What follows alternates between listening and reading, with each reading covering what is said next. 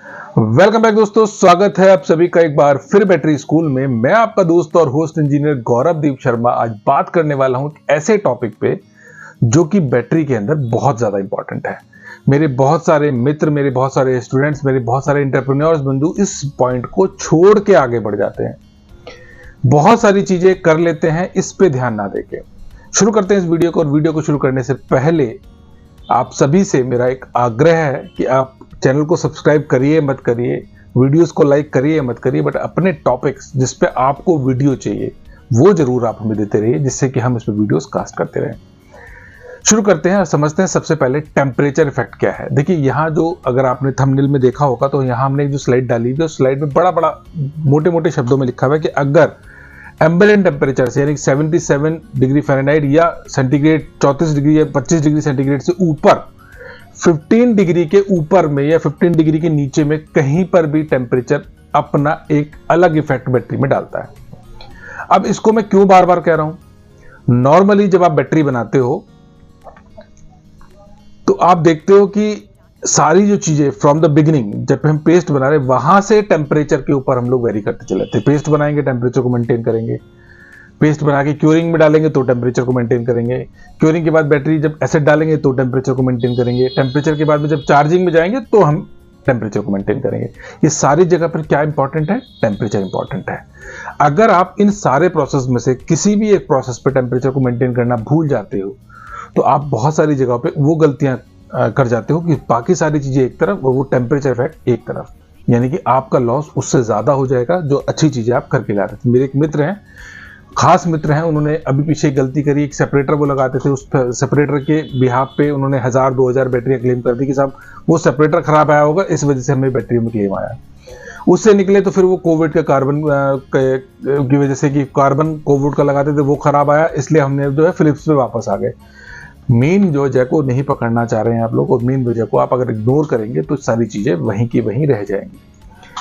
Additive अच्छे डाल रहे हैं, मटेरियल अच्छा बना रहे हैं, प्रोसेस करने वाली लेबर 25 साल पुरानी है, पर कहीं अगर हम कोई चीज छूट रही है या छोड़ के चल रहे हैं तो वो चीज हम लॉस में कन्वर्ट कर ही ले जाएंगे। हम लोग पहले कहते थे कि 10 साल बैटरी चलती थी, हम क्यूरिंग भी नहीं करते थे, तब हम ये भी नहीं करते थे, तब वो नहीं करते थे, पर बैटरियां चलती थी, पर आज नहीं चलती। तो वो फर्क क्या है ना, वो चीजों को हम इग्नोर कर रहे हैं कि क्लाइमेटिकली भी चीजें चेंज हो गई हैं। टेम्परेचर पहले इतने नहीं होते थे, उनको भी हम चेंज मान के चल रहे हैं। पहले हम टेम्परेचर, हमारी चार्जिंग हम बहुत ज्यादा फास्ट नहीं रखते थे, वो भी एक इशू था। तो बहुत सारी चीजें हैं जिसको सम अप करके इस वीडियो के थ्रू मैं आपको बताना चाह रहा हूँ। आइए पीछे जो स्लाइड्स चल रही हैं उन स्लाइड्स का थोड़ा सा मैं आपको एक्सप्लेन कर दूं। यहाँ पे यहाँ सबसे पहला जो टॉपिक उसने लिखा है, ऑथर ने, वो लिखा है कि अगर आप बैटरी के टेम्परेचर में कोई भी 25 डिग्री सेंटीग्रेड से अगर नीचे जा रहे हैं तो वो 50% अपना कैपेसिटी को डाउन कर देगी, और अगर टेम्परेचर से ऊपर जा रहा है, 25 डिग्री टेम्परेचर से ऊपर जा रहा है, 12 डिग्री तक ऊपर जा रहा है, तो अपनी 12% कैपेसिटी को इनहेंस कर देगी। यानी कि कहने का मतलब यह है कि अगर आपकी बैटरी आपके डिजायर टेम्परेचर, जो आपका एम्बिएंट टेम्परेचर है, उससे 25 डिग्री या 20 डिग्री नीचे गई तो उसकी 50% कैपेसिटी फॉल हो गई।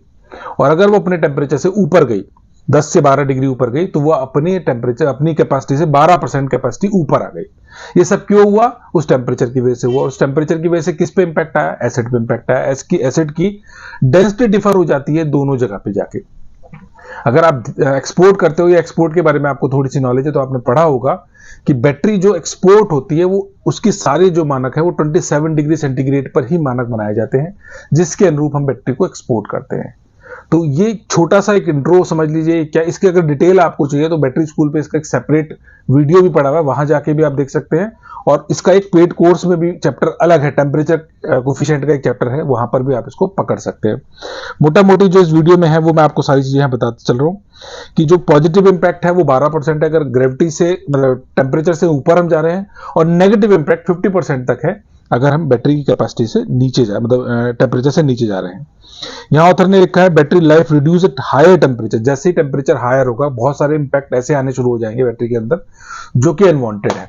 आपकी जो कोरोजन लेयर थी वो डिस्टर्ब हो जाएगी, बैटरी की बॉन्डिंग है वो डिस्टर्ब हो जाएगी, टेम्परेचर जनरेट होगा, गैसिंग बढ़ जाएगी, वो सारी चीजें केवल और केवल एक फैक्टर की वजह से होगी। तो जो लोग अभी तक इग्नोर कर रहे हैं वाटर चार्जिंग को या टेम्परेचर को कंट्रोल करने पे उनका ध्यान नहीं है, वो प्लीज इस वीडियो के बाद में जरूर करिए।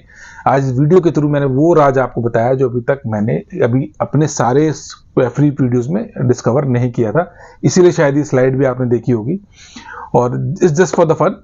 अगर आपको ये वीडियो अच्छा लगा हो तो प्लीज वीडियो को लाइक करिए और अपने उन लोगों तक पहुंचाइए जिनके साथ ये प्रॉब्लम आ रही है, कि वो समझ नहीं पा रहे कि हमारी बैटरी में दिक्कत कहाँ है। अच्छे एडिटिव, अच्छे सब कुछ करने के बाद भी हम क्यों बैटरी को कामयाब नहीं कर पा रहे। मिलेंगे जल्दी ही अगली किसी वीडियो में, तब तक के लिए जय हिंद, जय भारत, धन्यवाद।